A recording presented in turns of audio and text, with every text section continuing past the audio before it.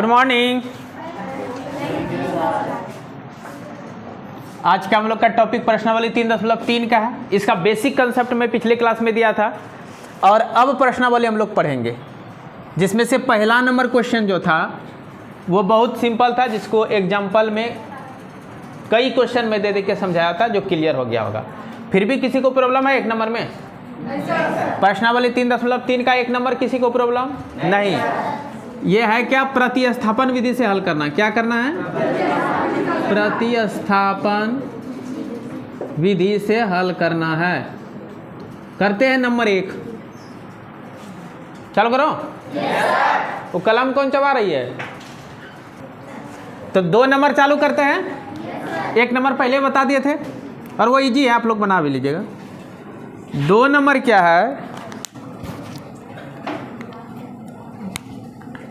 s minus T 3 समीकरण 1। बातचीत नहीं, कौन लड़की गप कर रही है? t/2 = 6 है ना। इसको समीकरण 2 मान लेंगे। अब लिखते हैं समीकरण 1 से। यहाँ गौर से देखो, समझ में आ जाएगा। समीकरण 1 को देखो। समीकरण 1 से s माइनस टी = 3 है। अब s को फ्री कर लेते हैं। ये नहीं बताए थे नियम? प्रतिस्थापन में क्या करेंगे? 1 को फ्री कर दो। s बराबर क्या आ जाएगा? 3 + t। कोई दिक्कत? अब ये मान क्या करेंगे? हाँ, इसको आप चाहेंगे 3 मान सकते हैं। समीकरण 3 से s का मान समीकरण 2 में रखने पर किसका मान? s का मान। और कहां से? 3 से। 3 से s का मान उठा लेंगे और कहां रख देंगे? 2 में। तो 2 में हमारा क्या था? s/3 + t/2 बराबर 6, ये ना। लेकिन s का मान रख देंगे। क्या कहां रखेंगे? 3 में। तो s का मान क्या है? 3 + t कर देंगे। कोई आपत्ति? अब इसको लेके आगे बढ़ जाते हैं। 6 उसका हो जाएगा लघुत्तम। 3 दूनी 6, 2 से गुना हो जाएगा। 2 तिया 6 + 2t ना, प्लस 2 से 3 बार में 3t बराबर 6। अब ये भगा में, पूरा भगा में हो गया, तो उधर गुना में ले जा सकते हैं। तो और इधर 3t और 2t 5t हो जाएगा। 6 + 5t = कितना हो जाएगा? 6 से 6 से गुना करेंगे, कितना हो जाएगा? 36। खाली 5t अगर फ्री करते हैं तो 36 में 6 घट जाएगा, कितना बच जाएगा? और खाली t अगर करेंगे 30 को क्या करेंगे? क्या बार में कटेगा? बोलते चलिए आप लोग, अगला स्टेप क्या होगा? अब t का मान कहाँ रखेंगे? तो फिर लिखेंगे t का मान समीकरण 3 में रखने पर, मान समीकरण 3 में रखने। गौर से देखो, यहाँ एलर की कनपट्टी मारूंगा, नहीं सुनती है तुम? चलो, तो समीकरण 3 कहाँ? ये है s बराबर 3 + t की जगह क्या रख देंगे? बोलो बोलो रे लड़की लोग, बोलो इधर से ना। आता s बराबर कितना निकला? और t बराबर 6। बोलो इसको मिटा दो, कौन कौन बना सकते हो? हाँ चलो ठीक, तब समझ में आ गया। अब क्वेश्चन नंबर 3 देखिए। 3 देखिए कितना सुंदर है, खूबसूरत हिसाब है। 3x - y = 3। आगे है 9x - 3y = 9। इसको समीकरण 1 मान लेंगे, इसको समीकरण 2 मान लेंगे। कितना नंबर है? 3 नंबर। 3.3 का पहला का तीसरा नंबर है ना। अब इससे समीकरण 1 में हम x फ्री कर सकते हैं या y फ्री कर सकते हैं, जो सुगम हो, आसान हो फ्री करने में ना। लिखेंगे समीकरण 1 से। समीकरण 1 से। समीकरण 1 हमारा क्या है? 3x - y = 3। अब चाहेंगे तो y उधर ले जा सकते हैं, 3 इधर ला सकते हैं ना। तो उधर y दिखेगा, इधर 3x - 3 दिखेगा ना। एक तरफ y दिखेगा और एक तरफ 3x - 3। अब हमको सुंदर लग रहा है देखने में, इसको ले कहाँ रख देंगे? समीकरण 3 से y का मान समीकरण 2 में रखने पर क्या लिखेंगे? समीकरण 3 से y का मान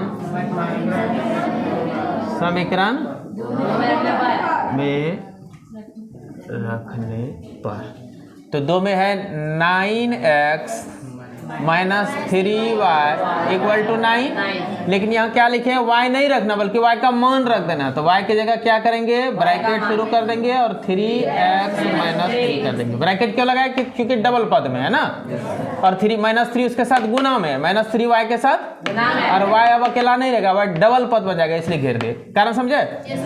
अब 9x माइनस 3 से गुना करो, माइनस 9x ना, और माइनस माइनस वो दूसरे में रख दे क्या, उड़ी बाबा, ये तो गर्दा उड़ गया रे, बराबर ना, उड़ी बाबा। 9x माइनस 9x बराबर 9 माइनस 9, और ये क्या हो गया, 0 बराबर 0। ऐसा जब आ जाए ना तो समझ जाइए वो क्या है, एक ही समीकरण है। एक ही समीकरण होने का मतलब क्या है, एक ही समीकरण का अर्थ क्या हुआ, समपाती समीकरण। जब समीकरण में 0 बराबर 0 आ जाए तो समझ जाइए वो क्या है, समपाती समीकरण है। लिखिएगा यह तभी संभव है जब समपाती समीकरण हो ना, यानी कि एक ही समीकरण है, केवल किसी गुणांक से गुणा करके 3 से गुना कर दिया है समीकरण को। 3 तिया 9, 3 एक है 3, 3 तिया 9 आया ना, तो एक ही समीकरण है, इसलिए दोनों तरफ कट के 0 बराबर 0 निकल गया। ठीक ना। जब भी ऐसा कंडीशन आ जाए प्रतिस्थापन विधि में तो वहां लिख दीजिए यह समपाती समीकरण का शर्त है ना, अतः दिए हुए समीकरण क्या है, समपाती। कोई दिक्कत। जब समपाती हो जाता है तब क्या होता है, तब उसका अपरिमित रूप से अनेक हल होता है। खाली लिख देंगे इसका अपरिमित रूप से अनेक हल होंगे ना। यहाँ इसका यहाँ लिखते हैं, यह तभी संभव है जब दिए गए समीकरण युग्म कैसा हो, समपाती हो, अतः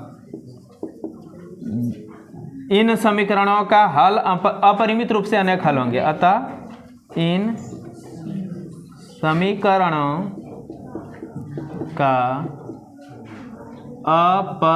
अपरिमित रूप से अनेक हल होंगे। कोई दिक्कत। चलो next question, question number 4 number question है 0.2x प्लस 0.3y बराबर 1.3, और अगला है 0.4x plus 5y equal to 2.3। इसको समीकरण 1 मान लो, इसको समीकरण 2 मान लो। अब समीकरण 1 से या समीकरण 2 से किसी को ले लो और फ्री कर दो।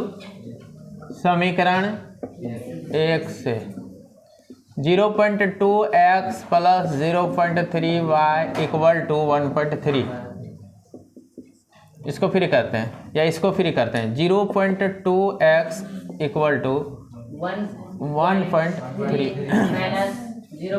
एक बार जानते हैं, और सरल रूप देने के लिए जब सब में एक अंक के बाद दशमलव है, दोनों तरफ 10-10 से सबको गुना कर दो।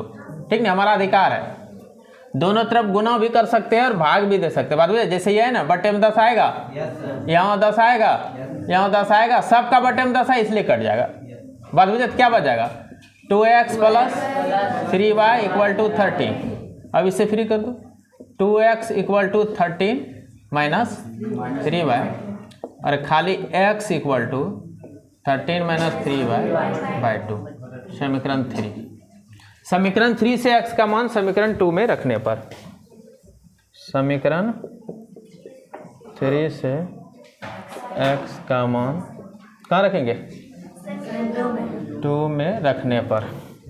तो समीकरण 2 हमारा है 0.4 0.5y इक्वल टू 2.3, और ये x जहाँ है, जैसे यहाँ x है 0.4, x जगह क्या लिख देंगे, 13 minus 3y by 2 plus 0.5y equal to 2.3। अब सुविधा के लिए इसको हम उड़ा देते हैं, इसको भी उड़ा देते हैं और इसको भी उड़ा देते हैं। सबके बटे में 10 है, इसको छोड़ सकते हैं, मैंने कट जाएगा, कॉमन निकाल के नहीं कट जाएगा, और ये 2 से 2 बार में कट जाएगा। तो यहाँ हुआ 2 × 13 - 3y प्लस 10 तो खत्म हो चुका है, 5y = 23।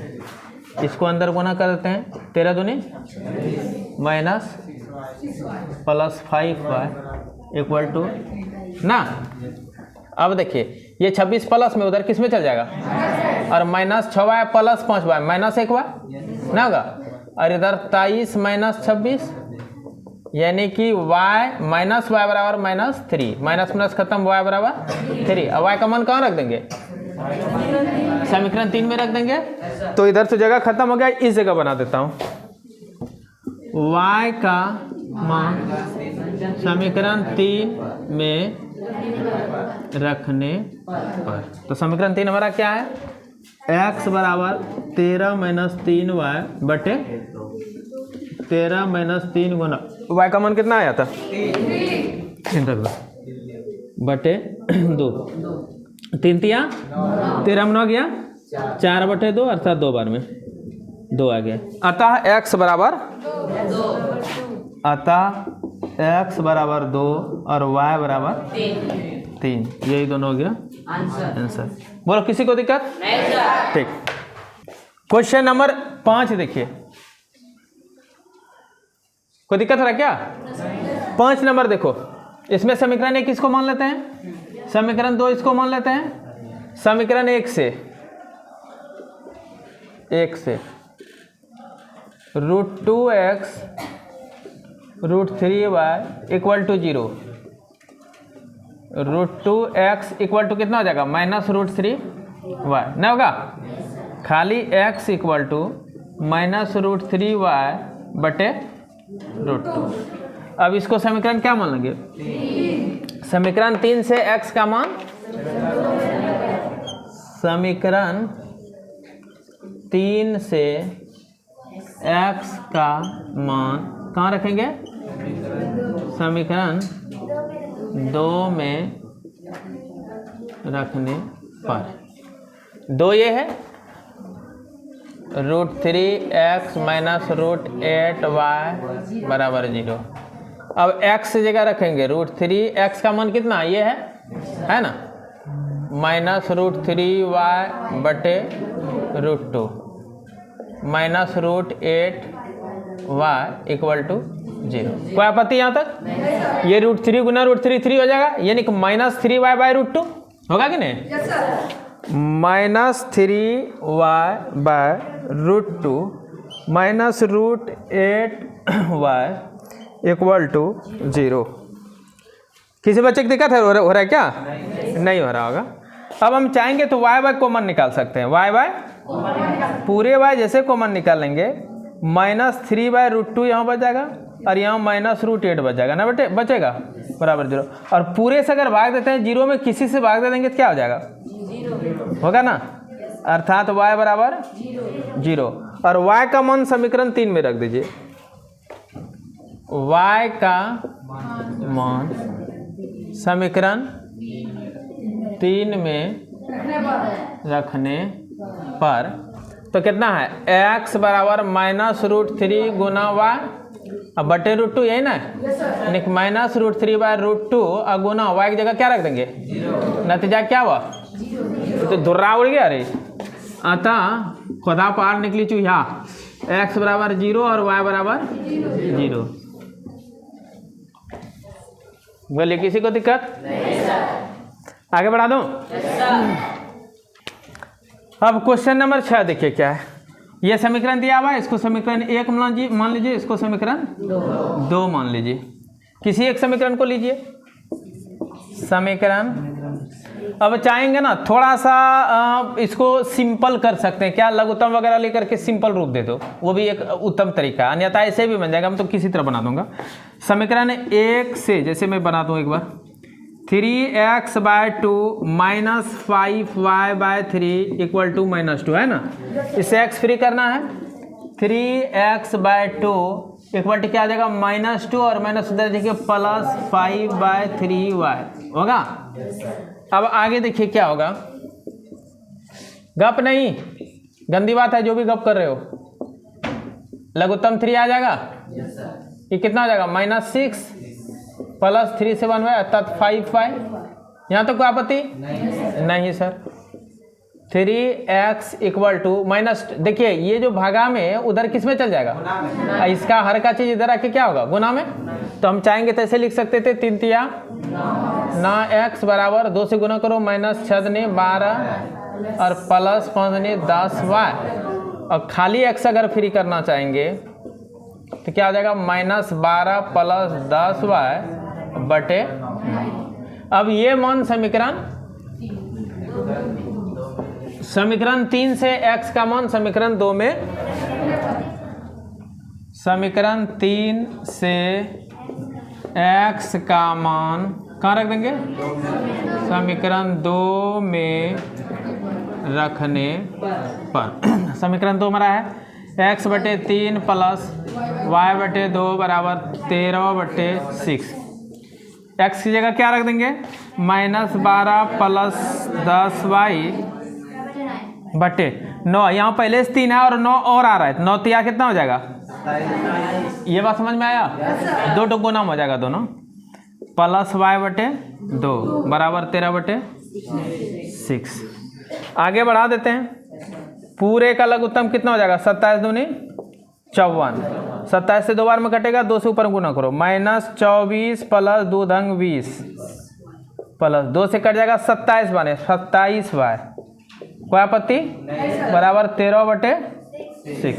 हर से कटेगा, अगर एकल हर रेत कटा सकते हैं, 6 है 6 9। कोई आपत्ति। उसके बाद देखिए ये 9 उधर इधर अब भगा में उधर गुना में जाएगा, 1 से इधर गुना होगा तो कोई अंतर पड़ेगा नहीं ना। -24 + 20 और +27 यानी कि +47y बराबर हो जाएगा इधर 13 9 17 से 1 1 7। कोई दिक्कत यहाँ तक समझ में आया। अब क्या करेंगे, -24 उधर ले जाएंगे, -24 उधर ले जाएंगे तो इधर बच जाएगा 47y बराबर 117 + 24 ना होगा, यानी कि 47y बराबर 47y बराबर हो जाएगा 140 141 ना। कोई आपत्ति, खाली y बराबर 141 बटे 47, 3 बार में पक्का कट गया ना, y बराबर 3। अब y का मान समीकरण 3 में रखने पर इधर रख देता हूं, y का मान समीकरण 3 में रखने पर, समीकरण 3 हमारे पास क्या है, x बराबर -12 + 10 गुना y बटे -12 + 10 गुना y का मान कितना निकला, अब बटे 9। अब देखिए 10 या 30, 30 में 12 घटेगा तो कितना बचेगा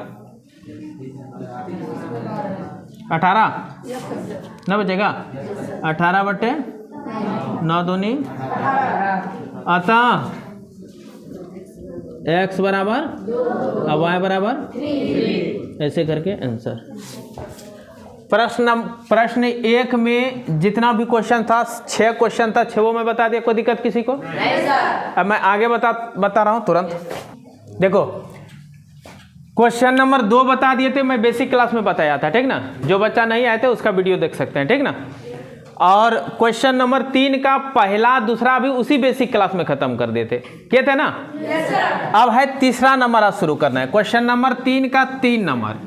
यहाँ क्वेश्चन होगा, आप पढ़ के देख लीजिएगा बाद में, कि किसी क्रिकेट मैच में 7 कोई बल्लेबाज 7 बल्ले खरीदते हैं और 6 गेंद, ठीक ना, कितना रुपया में 3800 रुपया में, और फिर 3 बल्ला और 5 गेंद खरीद लेता है कितना में, तो मैच था उसी मैच में नीड के अनुसार खरीदारी किया गया, ठीक ना, कि पहले बार जो खरीदा 7 बल्ला मिस बैट और 6 गेंद कितना में खरीदा 3800 में, फिर 3 बल्ला और 5 गेंद खरीद लिया कितना में। तो प्रश्न है कि 1 बल्ला और 1 गेंद का दाम कितना होगा, ठीक ना।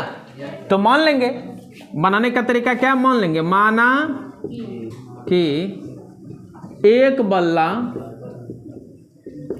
का मान कितना हो जाएगा x एवं एक गेंद का मूल्य कितना मान लेंगे। अब प्रश्नानुसार कोई पागल आज क्लास तो नहीं ना गया है, लग रहा है शायद कोई एबनॉर्मल माइंड का कोई बच्चा आ गया है, तो ऐसा आज तक कभी नहीं करता था, पढ़ाते क्रम में वो गप करे। चलिए, एवं एक गेंद का दाम कितना हो गया y रुपया। अब लिखेंगे प्रश्नानुसार, देखिए एक बल्ला का मूल्य है x, तो 7 बल्ला कितना हो जाएगा 7 गुना x। एक गेंद का है y, 6 का कितना हो जाएगा 6 गुना y, और ये दोनों मूल्य जोड़ देंगे तो कितना पूरेगा। प्रश्नानुसार लिखेंगे 7x प्लस 6y बराबर कितना हो जाएगा 3800। इसको समीकरण 1 मान लेते हैं। पुनः अगला स्टेटमेंट था कि 3 बल्ला और 5 गेंद का दाम कितना लगा है 1750। तो 3 बल्ला, एक बल्ला का दाम कितना था, तो 3 का कितना हो जाएगा, एक गेंद का मूल्य कितना था 5 का कितना हो जाएगा, अर्थात 3x प्लस 5y बराबर 3x plus 5y equal to 1750। इसको समीकरण 2 मान लेते हैं। कोई आपत्ति? बस अब आप सरल करने के लिए स्वतंत्र है, जिस विधि का प्रयोग कर सकते हैं। क्योंकि प्रतिस्थापन चैप्टर पढ़ ले, इसलिए प्रतिस्थापन विधि का प्रयोग कर देंगे ना, तो कर देते हैं, कोई टेंशन नहीं है। किसी समीकरण को ले लीजिए, समीकरण 1 2 3 4 किसी को लीजिए। समीकरण 1 से 7x प्लस 6y 3800 ना, खाली 7x बराबर 3800 माइनस 6y, खाली x बराबर 3800 माइनस 6y बटे 7 ना। x का मान समीकरण 2 में रखने पर, x का मान समीकरण 2 में रखने पर, तो 2 हमारे पास क्या है 3x प्लस 5y बराबर 7050। अब x की जगह क्या रख देंगे 3 इंटू 3800 माइनस 6y बटे 7 प्लस 5y बराबर 1750। चाहेंगे तो हम एलसीएम कर सकते हैं ना, 7 आ जाएगा, 7 से भागा एक बार में कटेगा, अंतर कुछ नहीं, 3 से गुना कर दीजिए, 00 8 तिया 24 के 4 हासिल 2 3 तिया 9 2 11 माइनस 6 तिया 18 हुआ, ये तो अंदर गुना हो गया, प्लस इससे 1 से 7 बार मिलेगा, 7 से ऊपर गुना होगा, 7 5 35 वाई बराबर उधर हो गया 1750। ध्यान दीजिएगा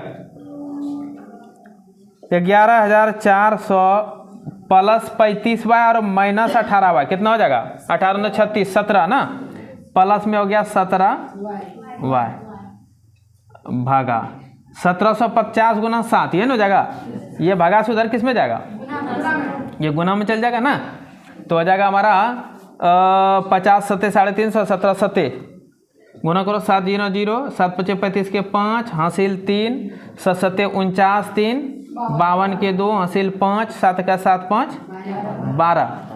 अब देखिए खाली 17 वाई रखिए, इसको उधर जाए घटा दीजिए, 17 वाई बराबर 12250 में घटा देंगे 11400, तो कितना बच जाएगा 17 वाई बराबर, अब देखो 11400 600 6 2 850 कितना बच जाएगा 850 बचेगा, निश्चित बचेगा। खाली वाई बराबर 850 बटे 17 70 5 85 वाई बराबर 50। अब वाई का मान कहाँ रखेंगे समीकरण 3 में, 3 में लिखे थे क्या, हाँ ठीक है। y का मान समीकरण 3 में रखने पर, और 3 हमारे पास क्या है x बराबर 3800 माइनस 6y बाय 7, 3800 माइनस 6 गुना y का मान 57। 50 छके 300, 300 घट जाएगा तो कितना बचेगा 3500 बटे 7, 7 बचे 3500, 500। अतः अब x बराबर y बराबर नहीं लिखेंगे, x है क्या, x है एक बल्ला का मूल्य ना, लिखेंगे अतः क्या लिखेंगे, अतः एक बल्ला का मूल्य कितना आया 500, एक गेंद का मूल्य 50 रुपये। ये दोनों आंसर हो गया। सरल आप किसी भी मेथड से कर सकते हैं, परीक्षा हॉल में नहीं रहता है कि फलना विधि से सरल करें, कोई दिक्कत नहीं सर। चलिए नेक्स्ट क्वेश्चन देखिए। अगला क्वेश्चन है 3 का चौथा नंबर। क्वेश्चन क्या मैं समझा रहा हूँ, ध्यान दीजिएगा कि कहता है कि किसी शहर में, ठीक ना, एक टैक्सी का एक नियत किराया है, कि निश्चित दूरी का एक नियत किराया। मतलब ये हुआ ध्यान दीजिएगा, जैसे कि हम लोगों को यहाँ से क्या कहते हैं, गोड्डा से 15 किलोमीटर तक अगर जाएंगे, 15 किलोमीटर तक जाएंगे तो 50 रुपया सबको देना होगा। सॉरी ये नहीं हुआ, मतलब नियत किराया का अर्थ हुआ गोड्डा, मतलब गाड़ी बैठ जाएंगे तो आपको 50 रुपया देना पड़ेगा। कितना देना पड़ेगा, कि आप गाड़ी बैठ गए और कहीं भी गए तो आपको कितना देना पड़ेगा 50 रुपया देना ही पड़ेगा, ठीक ना। वो नियत किराया हो गया। उसके बाद है 50 के अतिरिक्त, मतलब गाड़ी पर 50 रुपया आप दे दिए, इसके अतिरिक्त आप जितना किलोमीटर तक जाएंगे, जितना किलोमीटर जाएंगे प्रति किलोमीटर का किराया कुछ और लगेगा। जैसे अगर 4 रुपया लगता है तो हम जाएंगे अगर 10 किलोमीटर तक, कितना दूर तक जाएंगे 10, तो 10 चौके 40 तो देना ही पड़ेगा, साथ साथ ये 50 भी देना पड़ेगा, ध्यान दीजिएगा। और ये 50 हो गया नियत किराया, और 40 जो है ये हुआ प्रति किलोमीटर का किराया। मतलब अब मेरा गाड़ी चढ़ जाएगा तो चढ़ने का फी लगेगा, वो वह नियत किराया। कितना तो सबको देना ही देना है। गाड़ी पर पैर नहीं कहता आदमी कलम तो छुएल ना पा रहे, मतलब कि हम बेच रहे हैं, पूछे कितना का पेन है सर, मैं बोल दिया कि 5000 रुपया का, तो बोलेगा बड़ा का 100 में देवो, तो हम बोलेंगे 100 में छुएल नहीं देवो मतलब इसका छूने का किराया अभी कम से कम 500 रुपया, तुम छू लेगा तो 500 रुपया दे दो, वो वह नियत किराया। बात हो जाए। गाड़ी कितना किराया जहाँ बागोड्डा जा रहा वो 300 रुपया, तो हम बोलेंगे 10 रुपया में ले जाओ, तो 10 रुपया में चढ़ ले जाओ गाड़ी पर, तब चढ़वाएँ खाली 50 रुपया लगतो कम से कम, वही तो नियत किराया, ठीक ना, कि कम से कम 50 रुपया खाली चढ़े लगतो, पैर धरी में गाड़ी ठोपा तो 50 रुपया लगतो, वो हाँ वो वह नियत किराया। उसके बाद फिर बताया और तब क्या, तो अब जितना किलोमीटर तक जाएंगे हर एक किलोमीटर का 10 रुपया लगेगा। तो अगर हमको 30 किलोमीटर और जाना है तो 30 × 300 तो लगा ही, साथ ही साथ प्लस ये 50 लग जाएगा। समझ में आया? 30 × 300 तो लगेगा ही, लेकिन नियत किराया जो है छुआनी का, गाड़ी चढ़ानी का, वो ठो भी जुटेगा। क्या बते? तो मान लेते हैं माना कि नियत किराया 100 रुपया है, x रुपया है, और प्रति किलोमीटर किराया कितना है y रुपया है। देखिए कैसे बनाएंगे।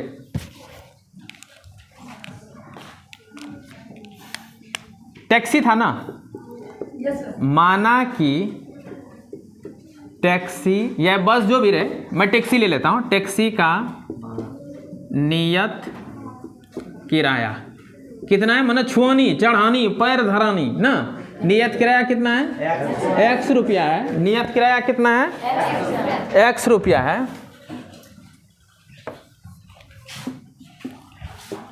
एवं प्रति किलोमीटर किराया कितना है y रुपया है ना। अब प्रश्नानुसार ध्यान दीजिएगा, प्रश्नानुसार क्या करा है कि पहले बार वो 10 किलोमीटर गया तो प्रति किलोमीटर किराया कितना है, तो y जोड़ क्या बार जुटेगा 10 बार, तो 10 ठो बार ये अलग हो जाएगा। साथ ही साथ गाड़ी जो भिड़ा, गाड़ी जो पैर रखा वो नियत किराया छुआनी, वो कितना लगेगा x रुपया, अर्थात हो जाएगा x + 10y और बराबर मिला के टोटल कितना हो गया है 105। समीकरण 1 मान लो। पुनः दिखेगा, फिर कहता है 15 किलोमीटर तक गया तो 155 लगा, तो 15 किलोमीटर तो y जोड़ 15 बार y जुटा 15y, या तो y गुना 15 कहिए 15y, और प्लस फिर गाड़ी का छुआनी नियत किराया जिसको कहते हैं, पैर धरानी ना, उसका कितना लगा x रुपया, यानी कि x प्लस 15y बराबर कितना हो जाएगा 155। अब तो बहुत सूरवीर ऐसे होंगे जो इसको सरल करके आंसर निकाल सकते हैं, लेकिन फिर भी मैं सरल कर दूं। समीकरण 1 से x प्लस 10y बराबर 105, खाली x बराबर माइनस 10y हो गया। और x का मान यानी समीकरण 3 मान लीजिए, समीकरण 3 से x का मान समीकरण 2 में रखने पर, समीकरण 3 से x का मान समीकरण 2 में रखने पर, तो रख देते हैं, इधर बना दो, तो कितना हो जाएगा x प्लस 15y बराबर 155, और x की जगह क्या रख देंगे 105, 10y प्लस 15y बराबर 155।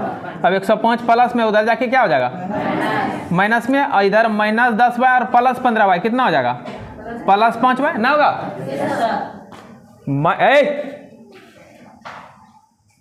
माइनस 10y और प्लस 15y कितना हो जाएगा 5y, और उधर 155 में माइनस कर दो ले आके किसको माइनस 105, यानी कि 5y बराबर, ये घट के कितना बचा 50, खाली y बराबर 50/5, यानी कि y बराबर 10। अब y का मान समीकरण 3 में, y का मान समीकरण 3 में रखने पर, समीकरण 3 क्या है हमारा x बराबर 105 घटाओ 10 गुना y का मान 10 अंक 100, 105 में 100 घट जाएगा, कितना बचेगा 5 रुपया, कितना बचा x था क्या नियत किराया, मैंने टैक्सी पर चढ़ने का या छूने का जिसको नियत किराया कहते हैं वो कितना है 5 रुपया। अब जितना किलोमीटर जाना है उतना 10 टका देते चले जाओ ना, तो लिखेंगे देखिएगा अतः टैक्सी, बस लिखा होगा तो बस लिखिएगा, टैक्सी का नियत किराया कितना हो गया 5 रुपये एवं प्रति किलोमीटर किराया कितना है, किराया 10 रुपया है। 2 प्रश्न खत्म। अगला क्वेश्चन है कि 25 किलोमीटर अगर वो जाना चाहता तो कितना लगा, 25 तो 10 टका क्या दे देता प्लस 1 तो 5 टका क्या देता, छुआनी चढ़ानी गाड़ी टैक्सी पर ना। देखेंगे 25 km का किराया बराबर 5 रुपया तो देना ही पड़ेगा नियत, प्लस 25 तो क्या देना पड़ेगा 10 टक्की, 25 दंग 250 जोड़ 55 255 रुपये। ये सब मिलजुल के उत्तर हो गया। ऐसे करके मार देगा लाइन, मंजली ब्रैकेट और आंसर लिख देगा। वजन कितना आया? चलिए तो ठीक है, यही तक रहने देते हैं आज ना, और फिर मिलते हैं नेक्स्ट क्लास में। फिर आगे जो बचा 4 नंबर से आगे जो बचा है, 5 से आगे जितना भी बचा क्वेश्चन नंबर 3 में नेक्स्ट क्लास में करते हैं। ठीक है मिलते हैं। क्वेश्चन नंबर 5 है, क्वेश्चन नंबर 3 का 5 कि कोई भिन्न है, उसके अंश और हर दोनों में यदि 2 जोड़ दिया जाए तो 9/11 हो जाएगा, और अगर दोनों में 3 जोड़ देंगे यानी कि अंश में भी 3 प्लस कर देंगे, हर में भी 3 प्लस कर देंगे तो 5/6 हो जाएगा। ठीक ना, क्वेश्चन समझ में आया? कि कोई भिन्न है जैसे x/y के रूप में, प्रश्न कर रहा है कि अगर अंश में भी 2 जोड़ दो, हर में भी 2 जोड़ दो तो कितना हो जाएगा 9/11। और फिर अगला सेंटेंस कर रहा है कि यदि अंश में 3 जोड़ दो और हर में भी 3 जोड़ दो तो कितना हो जाएगा 5/6। तब कहता है वो भिन्न ज्ञात करें, यानी कि x/y का वैल्यू ज्ञात करें। कोई दिक्कत? तो मान लेंगे, बनाते समय कैसे बनाएंगे, इतना सुंदर ढंग से तो आप डायरेक्ट नहीं लिखेगा, पहले लिखना है माना कि भिन्न का अंश x है। क्या मानेंगे? माना कि भिन्न का अंश x है, माना कि भिन्न का अंश कितना है x है, एवं हर कितना है y है, इसलिए अभिष्ट भिन्न भिन्न कितना हो जाएगा x बटे y। अब प्रश्नानुसार प्रश्न कह रहा है कि अगर अंश में और हर में 2 जोड़ दिया जाए, यानी कि x प्लस 2 कर दे और y प्लस 2 कर दे, तो भिन्न कितना बन जाएगा 9 बटे 11।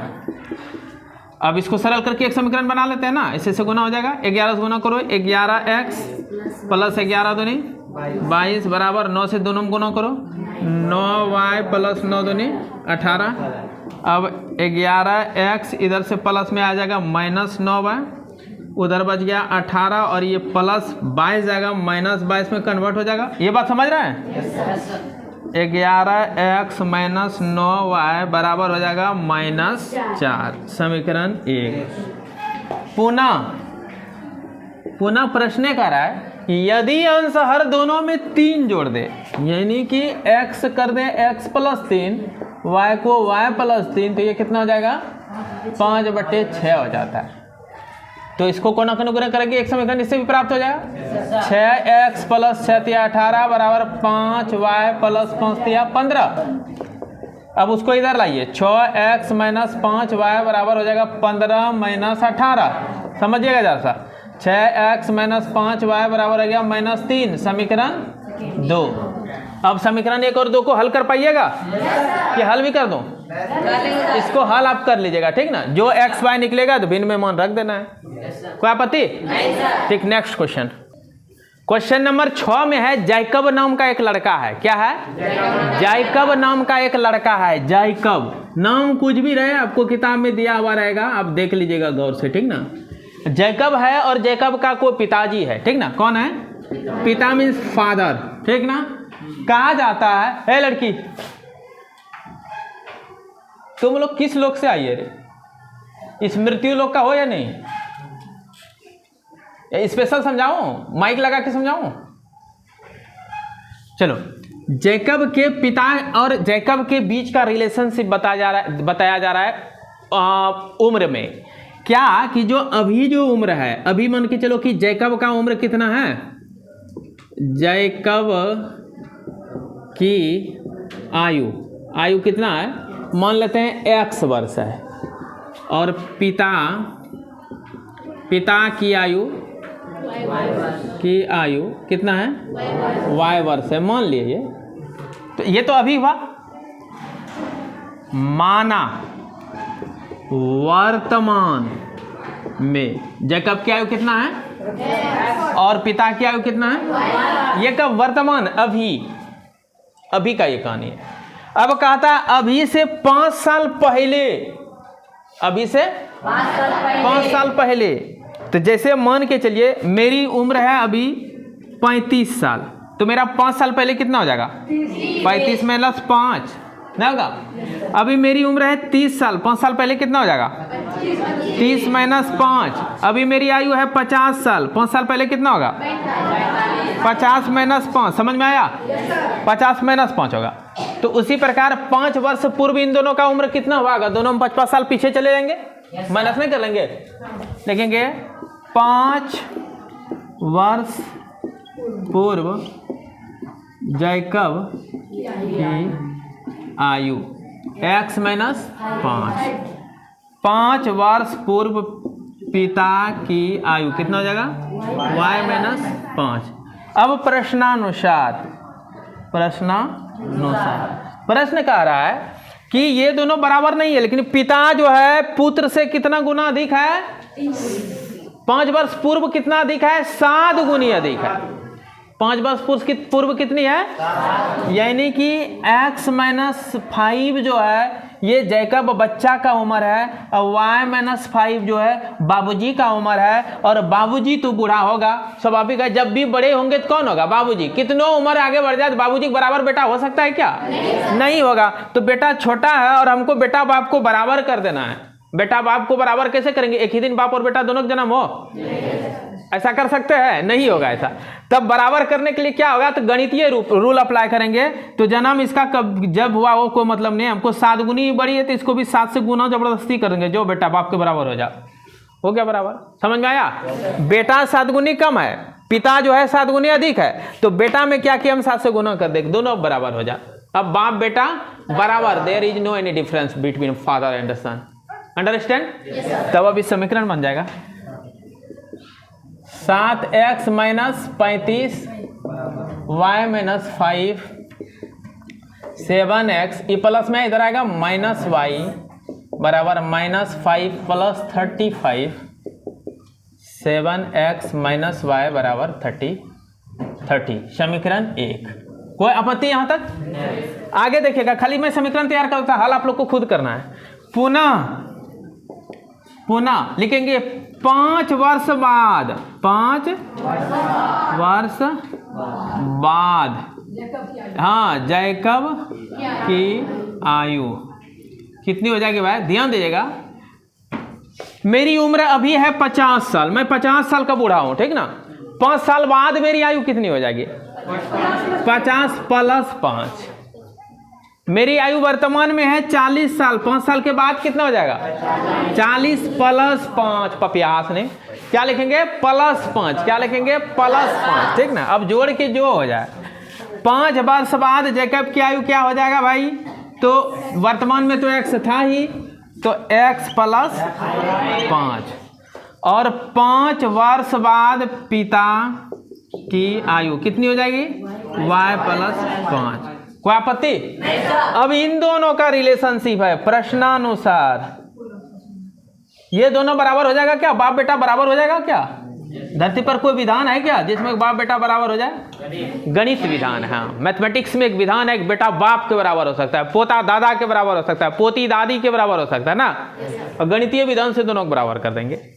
अब यहाँ ध्यान दीजिएगा, अब कहता है 5 साल बाद जब चर्चा करते हैं, देखते हैं, तो पता चलता है कि जैकब जो है, जैकब का पिता जैकब की आयु से 3 गुनी रह जाती है। कितना?